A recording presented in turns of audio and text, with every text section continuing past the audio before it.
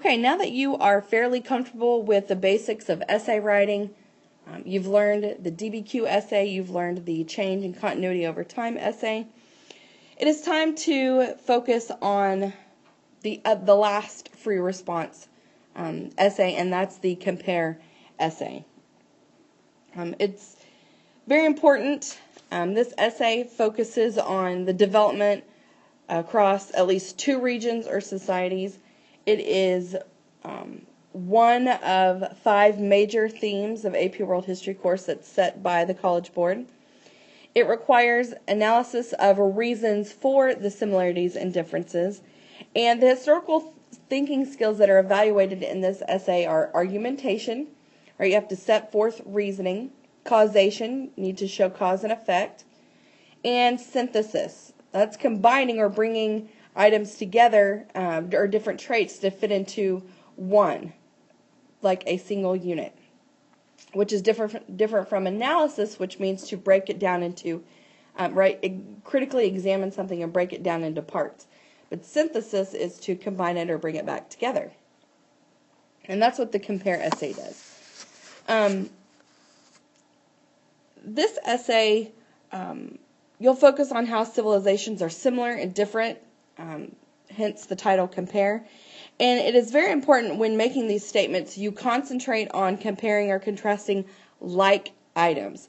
For example, if you are comparing the economies of 2 civilizations, you should think in terms of specific categories for that comparison, such as trade items or trade routes, or even methods for manufacturing. Those all fall under economies. So when you're comparing, make sure you compare like items. And that is known as parallelism. And that provides an organization that's helpful for your compare essay. Okay, the scoring guide, just like all of the others, there's a total of 9 points. Basic, of course, is 7 points, and you must get all 7 of these points with an acceptable thesis. You must address all parts of the question for 2 points. That means you need to address similarity and a difference. You need appropriate historical evidence, which means several pieces of evidence, and to get the 2 points. You need a relevant direct comparison between your 2 regions or locations, or whichever ones you're focusing on in your essay. So, and that's what the direct comparison is. It is a specific link between the 2. And then, of course, analysis or giving a reason for that direct comparison. And the expanded core, these 2 points, you can have a possibility of getting these 2 points for an analytical or comprehensive thesis addressing all parts of the question. Ample historical evidence, which is expected in this class. A comparison to a larger global context. So it is possible to bring in that global process or that historical context in this essay. If you get those 7 points, you're looking at some expanded core points. If you make multiple direct comparisons between those societies or regions, as well as putting in that cause and effect, not just giving a reason, but also showing causation and the results or the effects of those specific events or those links that you're writing about. Okay, the structure on the AP test for the compare essay is approximately 40 minutes. They suggest using a 5-minute planning or outlining time period.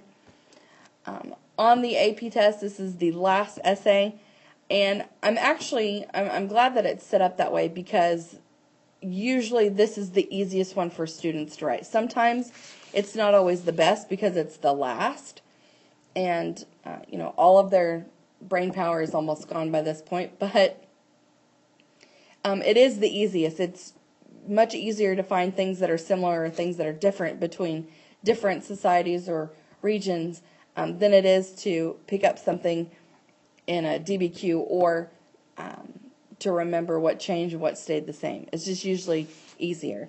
But they suggest 40 minutes for this particular essay and at least a 5-minute planning or outlining time. It is always important to plan your essay ahead of time and get some kind of, pre-plan, even use a graphic organizer, which we've done that in here many times. And that extra time that you spend planning your essay will pay off tenfold in the quality of the essay you produce. And preparing ahead of time will help you construct a thesis that thoroughly responds to the prompt, right? And that solid thesis will help you produce an intelligent topic sentences and analytical sentences and evidence and so forth. So it's important that you pre-plan just like you do in all of your other essays. Okay, good responses obviously include similarities and differences. You need to have a comparative thesis, which shows a comparison between your two societies or regions that you're writing about. Of course, it must be relevant to the time period and the locations. Make clear connections. Nothing should be vague. Nothing should be muddy. It should be easy to understand what you're expressing in your essay. And avoid discussing those regions or societies as individual or separate blocks. Remember, everything is a part of a bigger global process. Whether, thinking about, let me put it to this way. Multiple empires have existed or civilizations have existed in several different places across the world just at different times. So don't think of it as one particular society or civilization all on its own. Definitely need to analyze or use analysis as your explanation for the reason of your similarities or differences. Always, always, always explain why. Okay? If you're answering why, which means the word because should be in your essay several times, then that means you're giving reasoning. Of course, stay within the parameters of the question, which kind of goes back to a lot of these other things. Stay within, the right time period and clear connections. But definitely go beyond the minimum and aim for that expanded core. Everyone should be aiming to definitely get at least a 7. I'm shooting for an 8 or a 9. Everyone should do that on all 3 of your essays, actually. So don't ever aim for a 3 or a 4. Aim for 7s, 8, and 9s. It's possible. I guarantee all of you can do it and you can get them. You just have to make sure you get all of those basic core points, and you can do it. And of course, like I mentioned earlier, include that global process, that historical context into your comparison, because that puts it all together. That's what provides perspective, and that's where you get understanding, and that's the key. Okay, the evidence. Depending on what your prompt asks for, of course, all of these can be included as your evidence. And always, always, always, I cannot stress this enough, let's get a color that I like.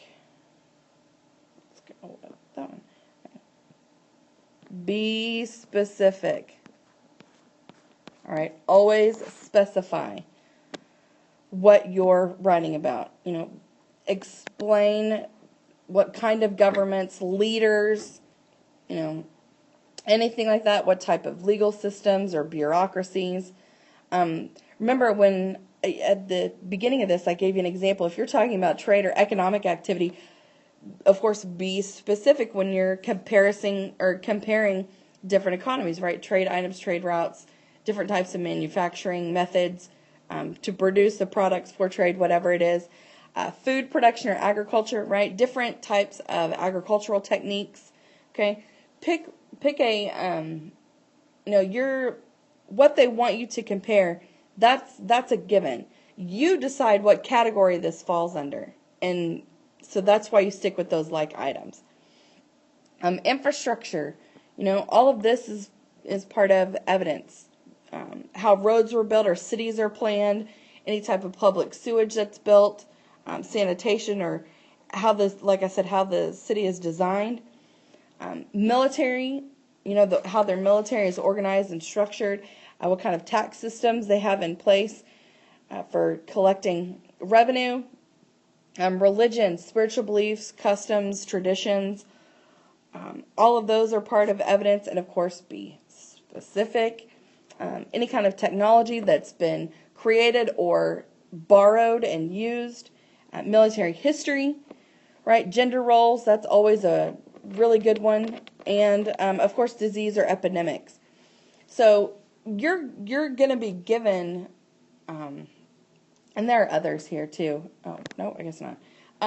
You're going to be given what you need to compare, okay? Whether it's, like I said, some kind of economic system, labor system, legal systems, religious practices, whatever it is, that's what they're going to give you usually.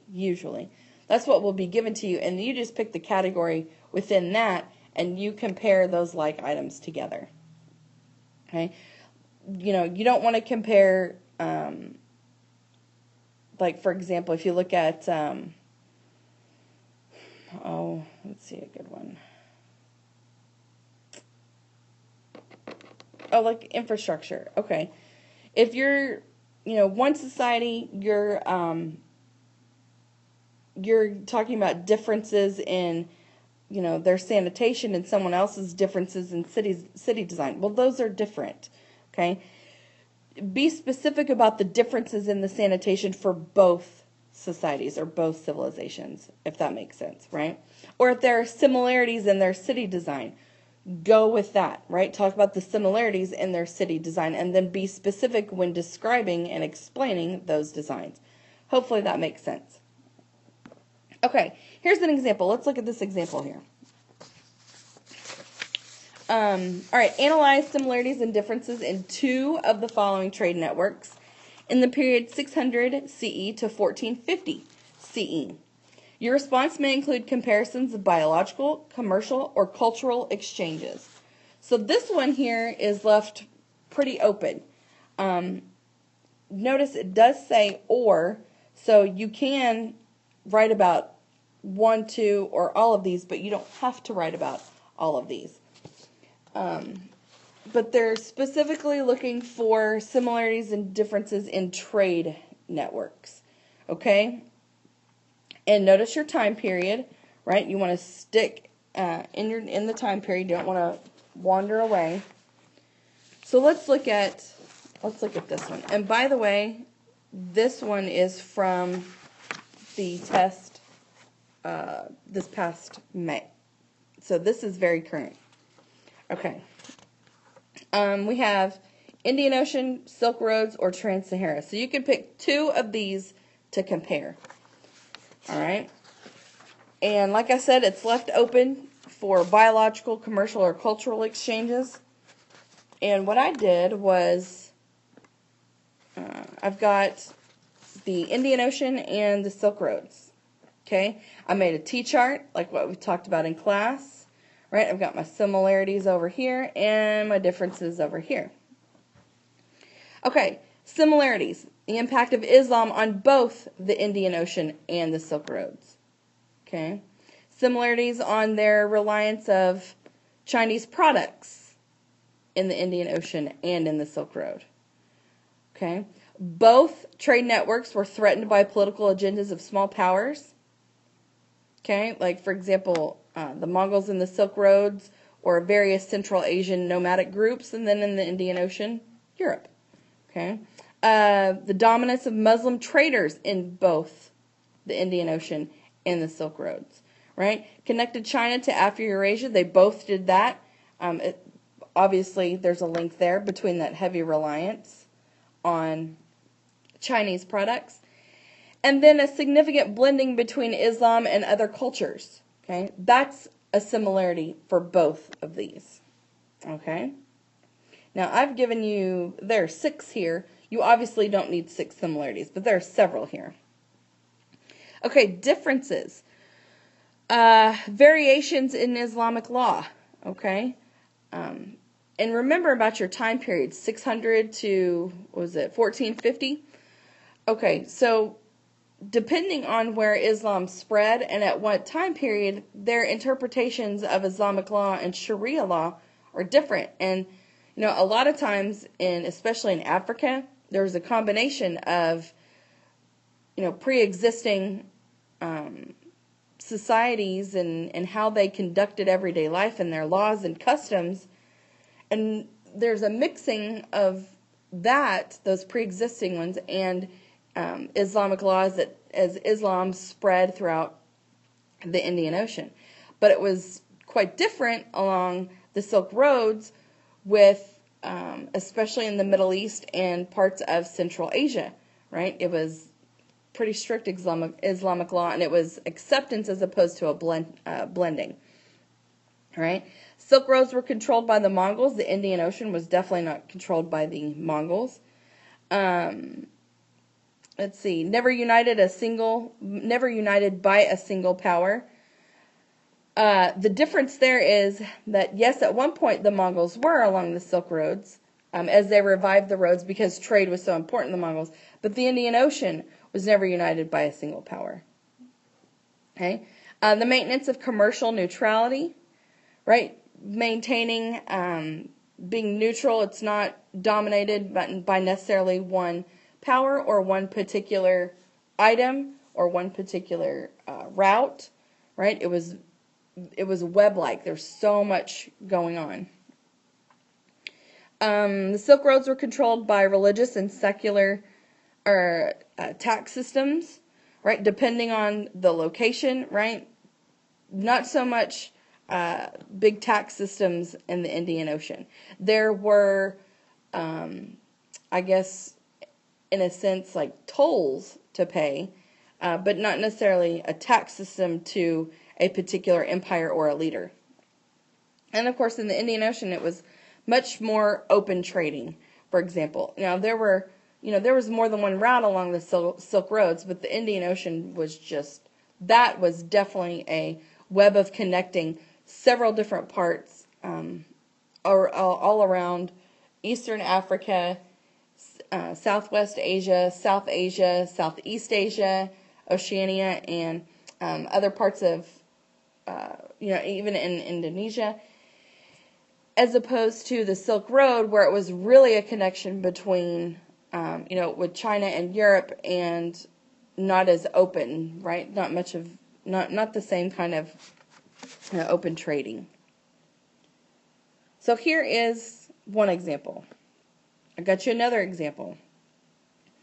Analyze similarities and differences in how two of the following empires used religion to govern. So here, your prompt is asking you about how religion was used to govern, and specifically before 1450. And you get to choose two: the Byzantine Empire, the Islamic Caliphates, or the Mauryan and Gupta empires. And you would have to choose the Mauryan and Gupta empires with one of these other two. It's not this one and this one. Okay, it's all of this with one of these two. Okay, and for this kind of a prompt, you don't want to focus on writing about religion and the specifics of religion and how religion affected everyday life and customs and traditions, and you don't want to go that route with religion in this particular essay, because it's about governing, right? How the Byzantine Empire used Christianity and how the Islamic Caliphates used Islam, or how the Mauryan or Gupta empires used Hinduism or Buddhism. Okay, I picked the Byzantine Empire and the Islamic Caliphates, and I've got my T-chart of my similarities and differences. And again, I've given you multiple examples of both of these. For example, similarities: they established empires through the use of religion. They sponsored Christianity and Islam as state religions, right? In the Byzantine Empire, they sponsored Christianity as a state religion. And in the Islamic Caliphates, they sponsored Islam as a state religion. The head of state was the religious leader. This is true in both the Byzantine Empire, as the emperor was also the head of the Christian religion, right, before 1550. Especially in the early parts of the Byzantine Empire after the fall of Rome, and there wasn't a real strong papal presence, especially in the Byzantine Empire. Maybe so in Western Europe, but remember, think about your locations. And of course, with the Islamic caliphates, the caliph was the religious leader. The use of religion to justify the governments that were established, especially when expanding, right, and spreading their religions. Their association with religious and political leaders and with the personal beliefs of their subjects. There's definitely a similarity there in how the religious or political leader use the personal beliefs of their subjects and how they're associated together. And then, of course, the sphere of the religious leader that allowed more control over their subjects. Both had very, very strong control over their subjects, using religion as an influencer or a precursor for that. Some differences, and of course there are more. These are just some ones that I listed. They obviously had different laws to govern. Right in the Byzantine Empire, there was some influence from Christianity, but definitely from those already pre-existing Roman laws, because the Byzantine Empire didn't really see itself as they didn't really view themselves as something different from already being Roman. This was just the eastern half of the Roman Empire that survived. Of course, the Islamic caliphates used Sharia law to govern. Like I said, the Byzantine laws were based off of the pre-established Roman laws. The Muslims centered their laws on the Quran, and those weren't pre-existing. Those were something that was created when the religion was created. Right? Like I said, the Byzantines saw themselves as a continuation of Rome. The Islamic caliphates and the Arab empires were new, as opposed to a continuation of a previous empire. And Sharia law was established along with the spread of Islam. It wasn't something that had already existed before. The taxes that were used to promote the conversion to Islam, heavier taxes for non-Christian, or for Christians and Jews, right, those non-Muslims, although they are people of the book. They used heavier taxes on them, albeit they were still lighter taxes than some of their Christian forebears. And then religion obviously heavily influenced Islamic law, and not necessarily in the Byzantine Empire. Religion was definitely a guiding factor, a guiding influence on the daily lives and customs, but not necessarily laws that were in existence. Those were based off of Roman laws. So hopefully you're getting a good understanding of the differences and the similarities in what we're looking for. Like I said, it's usually given to you what you're comparing. You just have to choose what category you're going to compare. So you're not just going to go out and compare, right, trade systems and leave it at that. Pick something specific within those trade systems, or labor systems, or economic systems, or governments, or legal systems, or religious customs, or whatever it is. Right? Always, always, always be specific. Okay, and here is your assignment for tonight that you need to bring to class tomorrow. That would be to class on January 20th, 2016, Wednesday. On a piece of notebook paper, create a T-chart for the following prompt below. So all you have to do is create the T-chart of at least 5 similarities and 5 differences. Of course, if you write more than 5 for both, even better. Now you have more to choose from. Okay? And here's your prompt. Compare the similarities and differences of the demographic and environmental effects of the Columbian Exchange on the Americas with the Columbian Exchange demographic and environmental effects on one of the following regions between 1492 and 1750. All of this should still be fresh on your mind. We're just now, we're going through this. We're covering this stuff in class. Here, the prompt is specifically about demographic and environmental effects, right? Not causes, but effects. And they've given you one of the locations already, so instead of choosing 2, you just have to choose 1. Okay? And you'll compare the effects, the demographic and environmental effects of the Columbian Exchange on the Americas with that of either Africa, Asia, or Europe. And do that on a piece of notebook paper, your T-chart. I want similarities, I want differences. Remember, focus on demographic and environmental effects, right? Demographic, that's the, right? study of people and different groups of people, and of course, hopefully you know what environmental effects are. Okay, so hopefully that makes sense on what your task is, right? And you can choose. You can do the Americas and Africa and the climate exchange between those, Asia or Europe. I would just keep in mind of the triangular trade system established between the Americas, Africa, and Europe.